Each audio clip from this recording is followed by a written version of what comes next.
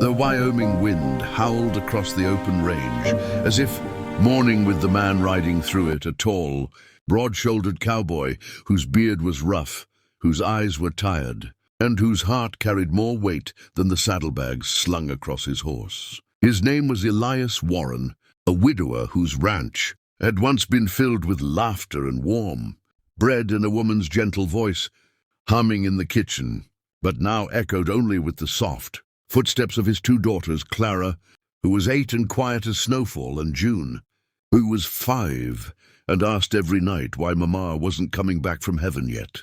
Elias had held on for years, trying to be both father and mother, rancher and cook, protector and comforter. But winter was crawling over the mountains early.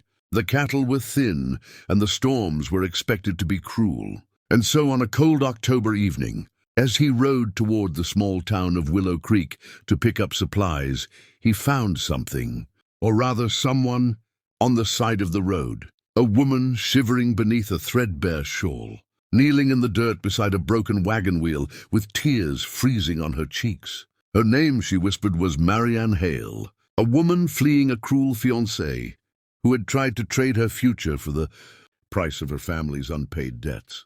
She had nowhere to go, no food, no money, and no one who cared whether she survived the night.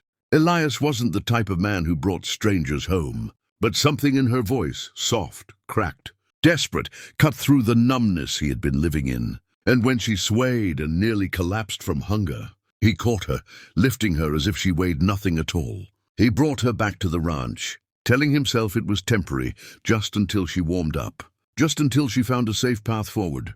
But the way Clara peeked at her from behind a rocking chair, and the way June immediately grabbed Marianne's hand, as if she'd been searching for that very hand for years, stirred something in Elias's chest that frightened him more than any winter storm. Marianne cooked the girls' supper the next morning, simple biscuits, nothing fancy, but the smell alone brought back memories he had buried deep, and the girls laughed while eating, really laughed, for the first time in months. Elias stood in the doorway watching them, gripping the frame so hard his knuckles turned white, torn between gratitude and guilt, between hope and fear. He told himself he wouldn't get attached. He told himself she would leave soon. He told himself his heart was done beating for any woman. But life, God, and fate all had other plans. The snow fell heavier that night, sealing off the valley roads. Marianne wasn't going anywhere for a while, and as the lanterns flickered and the ranch settled into uneasy quiet, Elias made a decision, a reckless, fragile, desperate decision that could save his family or break them all. The morning after the blizzard, the world outside lay buried in white, but inside Elias Warren's chest was a storm, far more tangled than any drifting snow.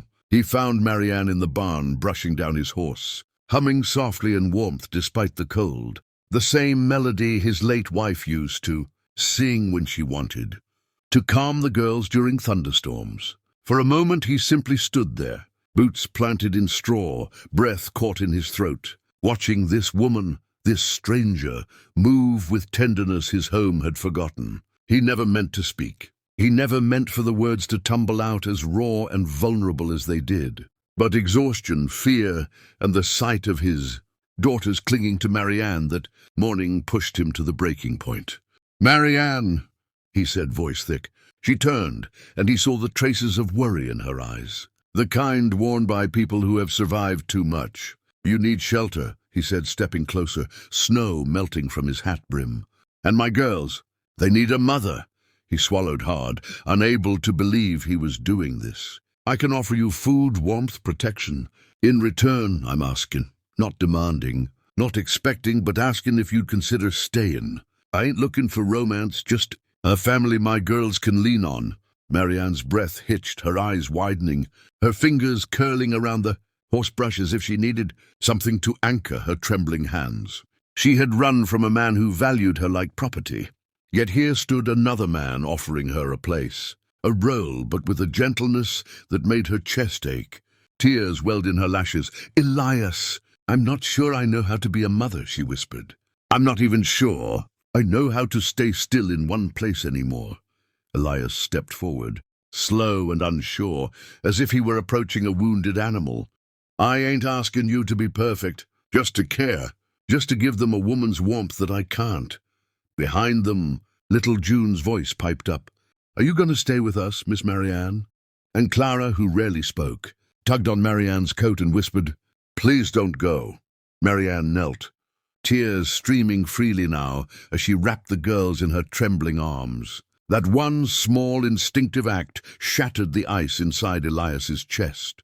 He realized then that he wasn't just asking for the girls. He was asking for himself, for the first spark of hope he'd felt since burying his wife on a hill overlooking the ranch. Days passed, then weeks. Marianne stayed cooking meals, tending the garden, stitching holes in the girls' dresses, laughing softly when they pulled pranks on Elias.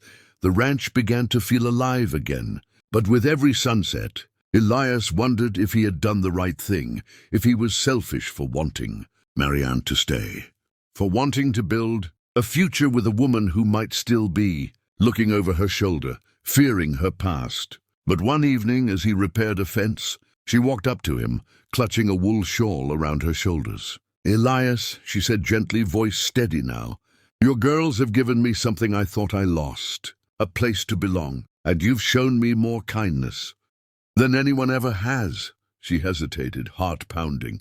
If the offer still stands, I'd like to stay, not out of obligation, out of choice.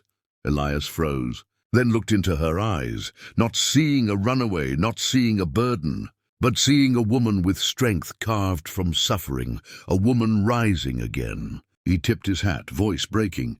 Then welcome home, Marianne. And in that moment, under the Wyoming dusk, the widower Cowboy realized something powerful. Sometimes family isn't born, it's chosen. Sometimes love doesn't arrive with fireworks, it arrives quietly. Carrying biscuits, stitching buttons, brushing down horses, and healing what was once broken. And that night, as the girls danced in the kitchen and the fire glowed warm, the Warren Ranch finally felt whole again. If you want more stories of courage, love, redemption, and Western heartbreak, make sure to like, subscribe, and turn on the notification bell so you never miss the next tale that'll touch your heart and shake your soul.